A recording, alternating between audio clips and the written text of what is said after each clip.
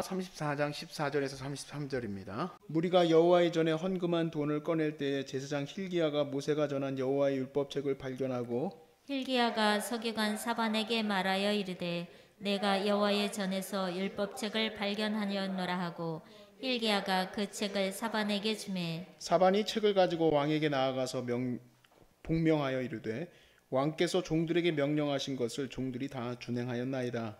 또 여호와의 전에서 발견된 돈을 쏟아서 감독자들과 일꾼들에게 주었나이다 하고 서기관 사반이 또 왕에게 아뢰어 이르되 제사장 힐기야가 내게 책을 주더이다 하고 사반이 왕 앞에서 그것을 읽으매 왕이 율법의 말씀을 듣자 곧 자기 옷을 찢더라. 왕이 힐기야와 사반의 아들 아히감과 마가의 아들 압돈과 서기관 사반의 왕의 시종 아사야에게 명령하여 이르되 너희는 가서 나와 및 이스라엘과 유다의 남은 자들을 위하여 이 발견한 책의 말씀에 대하여 여호와께 물으라. 우리 조상들이 여호와의 말씀을 지키지 아니하고 이 책에 기록된 모든 것을 준행하지 아니하였으므로 여호와께서 우리에게 쏟으신 진노가 크도다 하니라. 이에 힐기야와 왕이 보낸 사람들이 여선지자 훌다에게로 나아가니 그는 하스라의 손자 도캇의 아들로서 예복을 관리하는 살룸의 아내라. 예루살렘 둘째 구역에 살았더라. 그들이 그에게 이 뜻을 전하매 훌다가 그들에게 이르되 이스라엘의 하나님 여호와께서 이같이 말씀하시기를 너희는 너희를 내게 보낸 사람에게 말하라 하시니라. 여호와께서 이같이 말씀하시기를 내가 이곳과 그 주민에게 재앙을 내리되 곧 유다 왕 앞에서 읽은 책에 기록된 모든 저제대로 하리니 이는 이 백성들이 나를 버리고 다른 신들에게 분향하며 그의 손의 모든 행위로 나의 노여움을 샀음이라. 그러므로 나의 노여움을 이곳에 쏟음에 꺼지지 아니하리라 하라 하셨느니라. 너희를 보내어 여호와께 묻게 한 유다 왕에게는 너희가 이렇게 전하라. 이스라엘의 하나님 여호와께서 이같이 말씀하시기를 네가 들은 말을 의논할 건데 내가 이곳과 그 주민을 가리켜 말한 것을 내가 듣고 마음이 연약하여 하나님 앞 곧 내 앞에서 겸손하여 옷을 찢고 통곡하였으므로 나도 내 말을 들었노라. 여호와가 말하였느니라. 그러므로 내가 너에게 너의 조상들에게 돌아가서 평안히 묘실로 들어가게 하리니 내가 이 곳과 그 주민에게 내리는 모든 재앙을 네가 눈으로 보지 못하리라 하셨느니라. 이에 사신들이 왕에게 복명하니라. 왕이 사람을 보내어 유다와 예루살렘의 모든 장로를 불러 모으고 여호와의 전에 올라가며 유다 모든 사람과 예루살렘 주민들과 지상들과 레위 사람들과 모든 백성이 노소를 막론하고 다 함께한지라. 왕이 여호와의 전에서 발견한 언약책의 모든 말씀을 읽어 무리의 귀에 들려주고 왕이 자기 처소에 서서 여호와 앞에서 언약을 세우되 마음을 다하고 목숨을 다하여 여호와를 순종하고 그의 계명과 법도와 율례를 지켜 이 책에 기록된 언약의 말씀을 이루리라 하고 예루살렘과 베냐민에 있는 자들이 다 여기에 참여하게 하며 예루살렘 주민이 하나님 곧 그의 조상들의 하나님의 언약을 따르니라.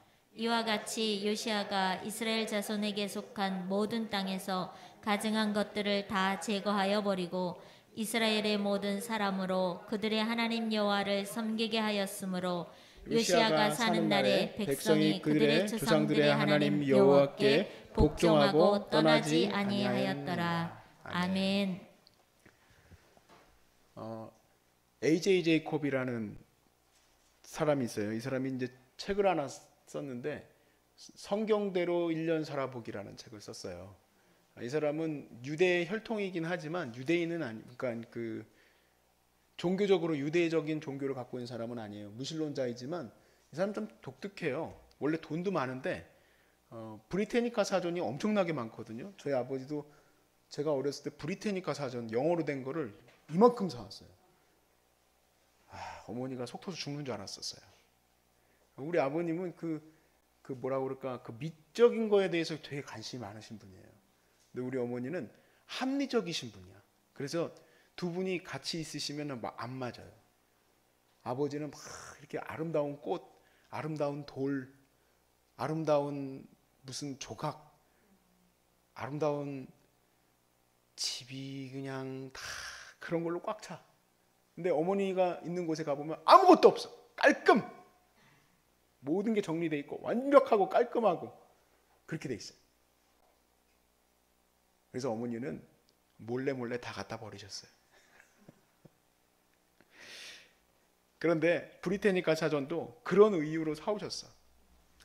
그게 되게 예쁘게 생겼거든요. 그 안에 내용 때문이 아니라. 저도 몇 번 영어 공부한다고 보려고 했는데, 야, 이거는 볼 수 있는 책이 아니에요. 정말 얇은 그 성경책 재질로 이렇게 두꺼운 책이 수십 권이 있는 게 브리테니카 사전인데, 이거를 다 읽었어요. 이 AJ 제이콥이라는 사람이.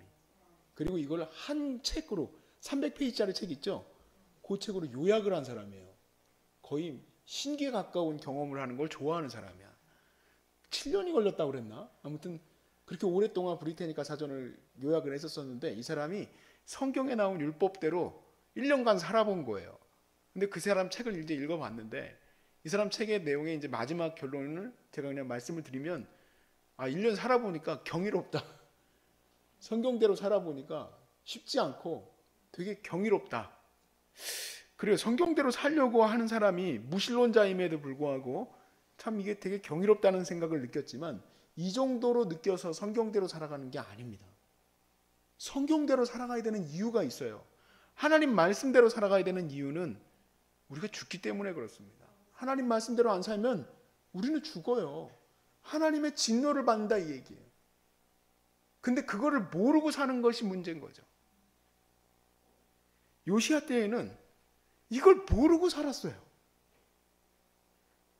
왜 이걸 몰랐을까? 이유는 아하스가, 여러분 우리 아하스 왕 기억이 나십니까? 욕 나오는 왕. 그러니까 아하스는 딱 뭐만 딱 느끼면 되냐면 욕이 나올 왕이니까, 이스라엘 유다의 역사에서 제일 악했던 왕이 아하스예요. 근데 이 아하스가 성전을 파괴하면서 성경책도 없애버린 거예요. 근데 우리 때처럼 이렇게 성경책이, 저도 성경책을 이렇게 보니까 성경책 정리하려고 하면 수도 없이 나와요. 옛날 버전대로 보지도 않잖아요. 근데 우리가 또 이게 또 약간 그런 게 있죠. 이거 버리면 죽을 것 같잖아. 그래가지고 성경책이 막 수십 권이 쌓여 있어요. 예수님 오래 믿었던 사람들은 보통 한 10권씩 있어요. 10권씩. 저도 쓰던 성경책만 써요. 그런 게 아닙니다. 양피지에다 쓸 뿐만 아니라 유대인들에게는 이 성경책이 신성시대에 있기 때문에 손으로 만지지도 못해요. 지금도 그렇습니다. 지금도 이스라엘에 가면 이 유대의 이 사람들은 성경책을 손으로 못 만져요. 그럼 어떻게 하느냐? 손가락이 있어요. 이렇게 막대기 같은 게 있는데, 여기 앞에 다이소에서 파는 게 아닙니다. 금으로 달린 이 손가락이 이렇게 있어요. 그걸 가지고 이 두루마리가 있습니다. 어마어마하게 무거운 거죠. 그거를 이렇게 옆으로 읽어가면서 읽는 거예요. 이제 그 반열에 따라서, 반차에 따라서 읽고 해석해주고 생각하고 토론하고 하는 이런 일들을 합니다. 회당 중심으로 가게 되면서부터는 더 이제 성경책이 보급됐겠지만, 이 아하스, 이 인간, 말종 같은 인간이 아무튼 그래서 성경책이 숨겨졌었는데, 그게 놀랍게도 요아스 시대에 발견이 됐어요. 아예 성경책이 없어졌다고 보기는 어렵다고 그래요. 학자들도 아예 성경이 아예 없어지지는 않았을 것이다. 그렇지만 되게 불분명하다. 본문이 너무 불분명하게. 왜냐하면 너무 자료가 부족해.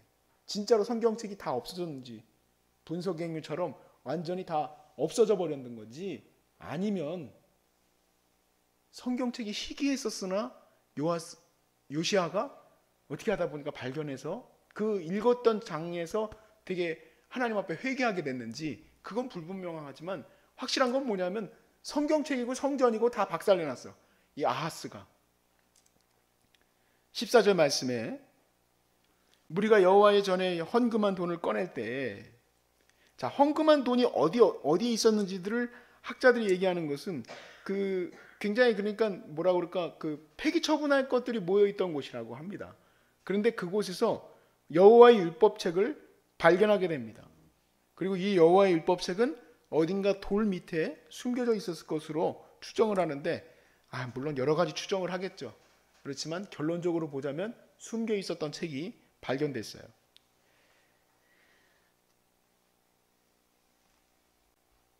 역대하 우리가 28장 24절은 따로 읽을 필요는 없을 것 같아요. 제가 일단 입으로 다 설명을 드렸으니까 아하스가 어떻게 성전을 다 부수고 하나님의 그 기구들을 다 부수고 했었던 것이 이제 28장 24절에 기록되어 있습니다. 자, 근데 그 말씀을 읽어주게 됐는데 그 본문이 어딘지는 나오지는 않지만 요시야 왕이 처음부터 끝까지 다 읽지는 않았을 거예요. 무슨 뭐 창세기 1장 1절부터 읽었겠습니까? 어느 펴 있는 부분에서 그 말씀을 읽으라고 했더니 이 말씀을 읽으니까 그가 마음이 찢어지고 너무 가슴이 아파서 그래서 이제 옷을 찢고 하나님 앞에 회개합니다. 통회하면서. 자, 그리고 21절 말씀에 이렇게 돼 있어요. 너희는 가서 나와 및 이스라엘과 유다의 남은 자들을 위하여 이 발견한 책의 말씀에 대하여 여호와께 물으라. 우리 조상들이 여호와의 말씀을 지키지 아니하고 이 책에 기록된 모든 것들을 준행하지 아니하였으므로 여호와께서 우리에게 쏟으신 진노가 어디로 가버렸냐? 어디로 갔지? 죄송합니다. 이 컴퓨터로 하다 보니까 날아가 버려서 어디로 갔는지. 크도다 하니라. 자, 율법책에 기록된 재앙들을 요시야가 모르는 건 아니지만 우리가 그런 거 있잖아요. 성경을 읽다 보면 그것이 더 마음에 새겨지게 되는 것처럼 그런 깨달음을 가졌는지 아니면 진짜 몰랐는데 그걸 알게 됐는지는 모르는 부분이에요. 그렇지만 거기에 이제 적혀 있는 대로 재앙을 내리실 것. 즉 무지한 그들의 백성들과 무지한 왕의 이 삶 속에 발견된 이 말씀은 이걸 얘기하는 거예요. 하나님이 이 땅을 진노를 퍼부으실 것이라는 거. 진짜 그렇게 될 것인가? 그게 두려운 거죠. 그래서 선지자에게 가서 물으라고 얘기를 했습니다.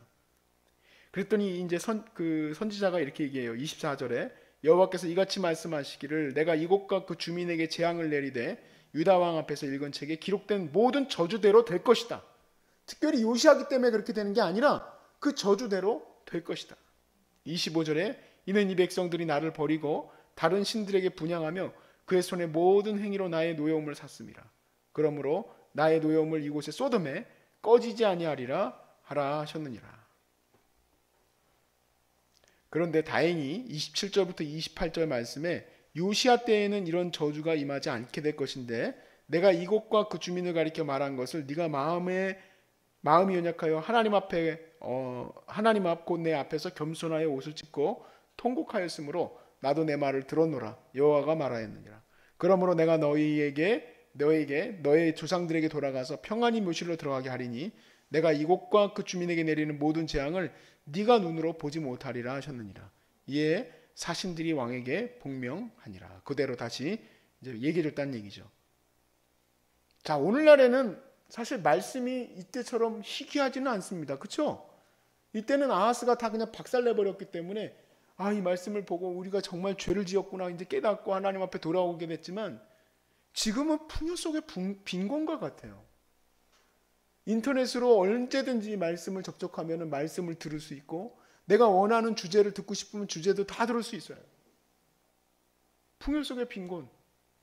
왜냐하면 인터넷에서 살펴보니 가끔 이제 제가 설교를 올리다 보면은 연관으로 같이 뜨는 설교들이 뜨는데 인기가 굉장히 많은 설교들이 이제 같이 이제 붙어서 올라와요. 근데 인기가 진짜 많은 설교가 뭐냐? 11조 내지 마라. 설교. 절대로 11조 내지 마라. 그리고 이 인간 왜 자꾸만 뜨나 해가지고 들어보려고 들어갔더니 웬 젊은 한 청년 같은 사람이 나타나가지고는 뭐 어쩌고 하면서 막 얘기하더라고. 와, 근데 몇십만 명이 아니라 몇백만만이 아니라 몇천만 명이 들었어. 동성연애에 관련돼서 성경적으로 이것이 왜 옳은가에 대해서도 몇백만 명이 클릭해서 그걸 보고 좋아요를 무지막지하게 눌러놨어. 나빠요도 많이 눌러놨지만. 근데 내 설교에는 왜 나빠요를 가끔 누르는 거야? 한 사람이.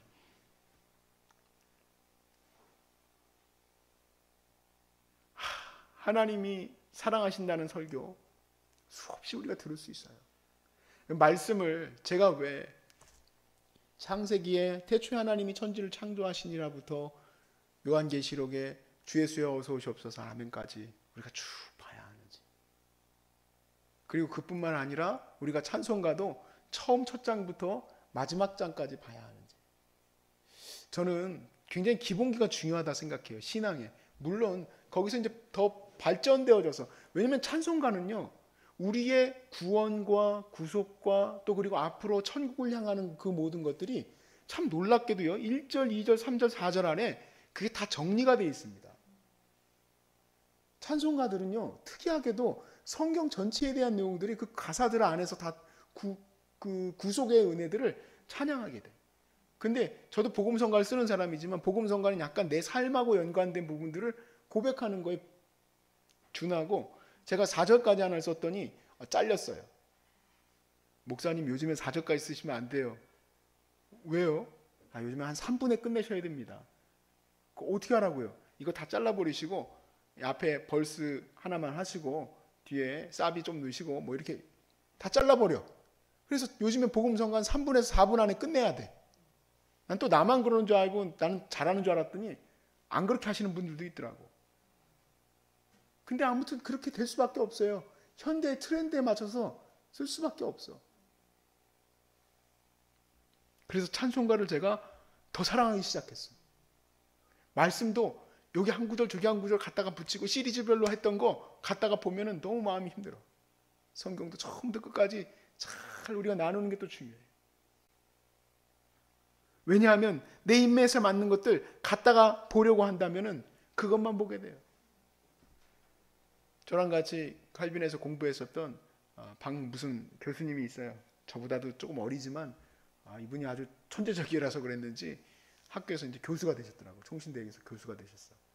근데 그분이 이제 저랑 대화하면서 했던 얘기가 하나 있었었는데, 인터넷에서 제발 우리 성도들이 영적 지도 좀 안 받았으면 좋겠다는 거예요. 영적 지도를 담임 목사님한테 받아야 되는데 영적 지도를 자기가 원하는 대로 그냥 누르면 다 나오는 거예요.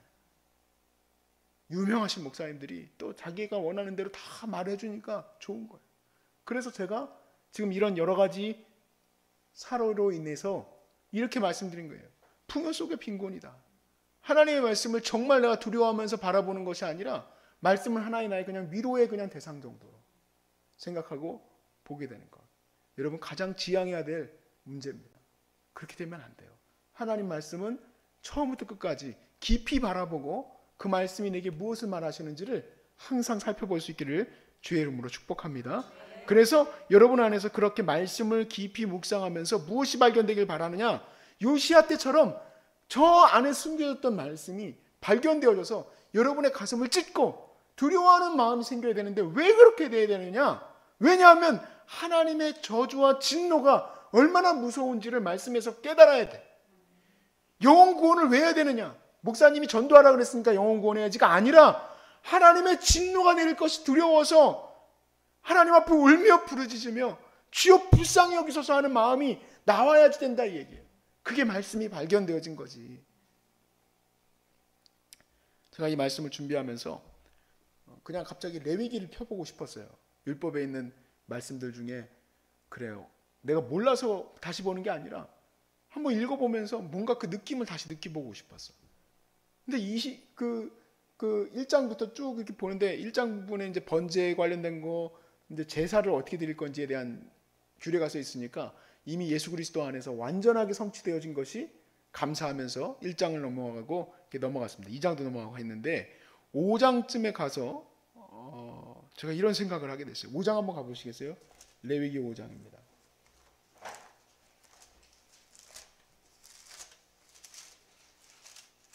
레위기 5장 1절 말씀에 만일 누구든지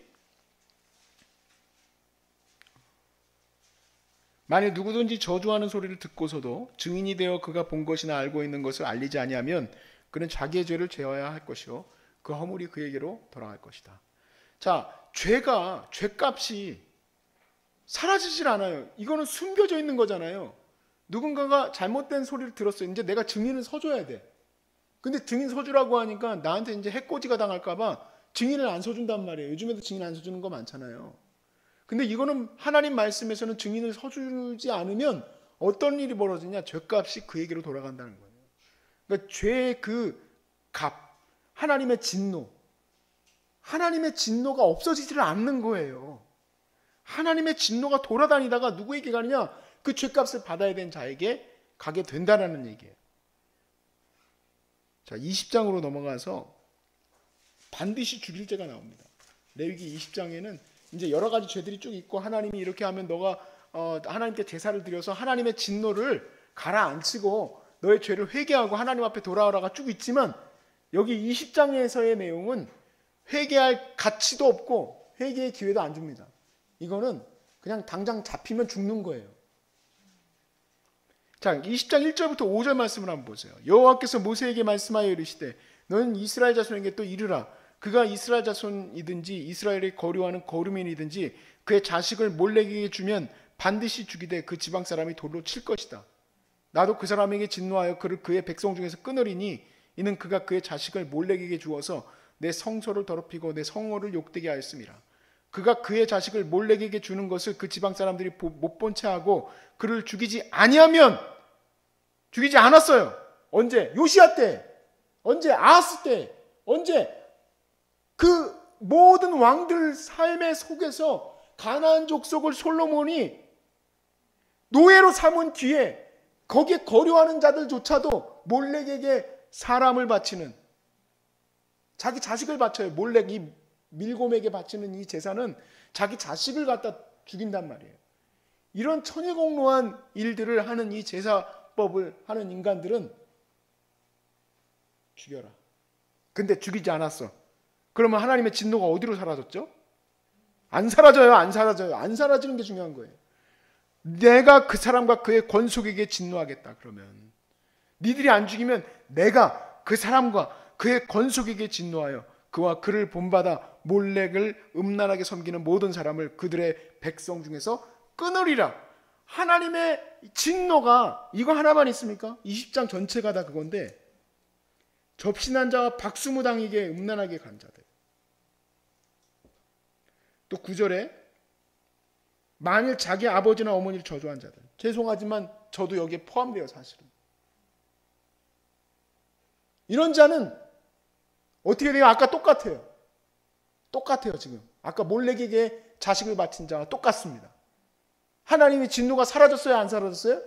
안 사라졌어요. 안 사라졌어요.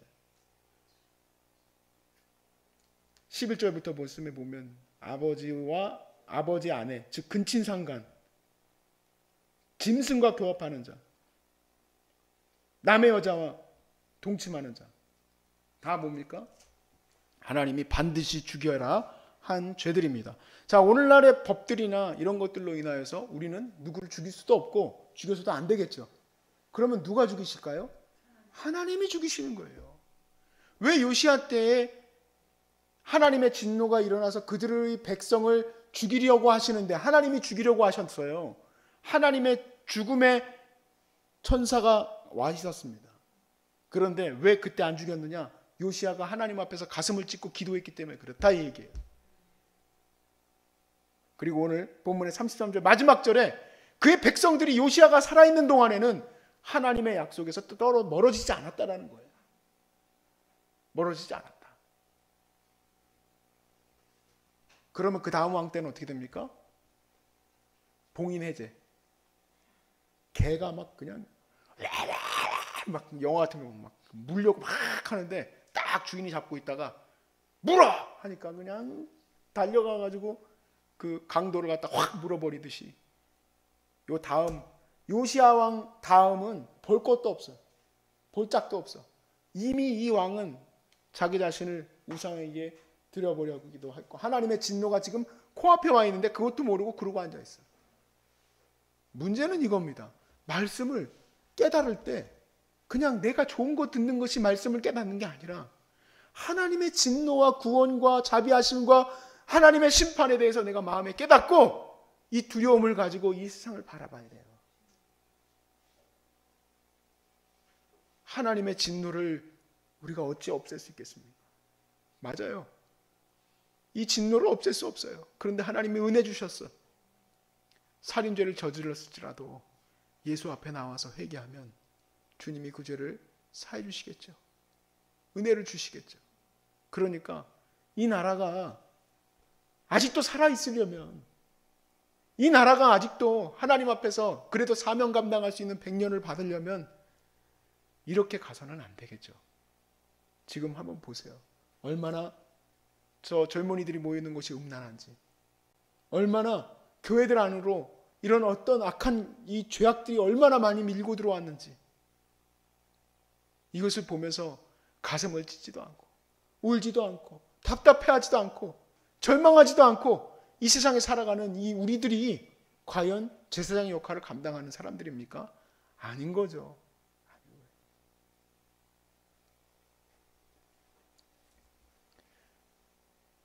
A.J. 제이콥스가 1년간 성경대로 살아보니 경이롭다? 글쎄요. 지금 성경에 대한 것을 잘 모르고 하는 얘기예요. 거기서 적혀있는 그 음식들대로 그냥 그거 먹고 그렇게 하는 것이 경이로운 느낌이 아니라 하나님의 진노에 대해서 보지 못했으니 그는 브리테니카 사전 전체를 요약할 정도로 대단히 똑똑하고 성경대로 살아보겠다고 결단도 해봤던 사람이지만 중심을 몰라요. 왜냐하면 성경을 바라봤다면 지금 당장 뭐 해야 되냐? 영혼 구원하러 나가야 돼. 이 땅을 살리기 위한 그 첫걸음을 디디러 나가야 돼. 그러지 않고서 우리가 어찌 이 땅에서 살 수 있겠습니까? 사랑하는 여러분, 주의 복음은 이 땅을 살려주는 줄로 믿습니다.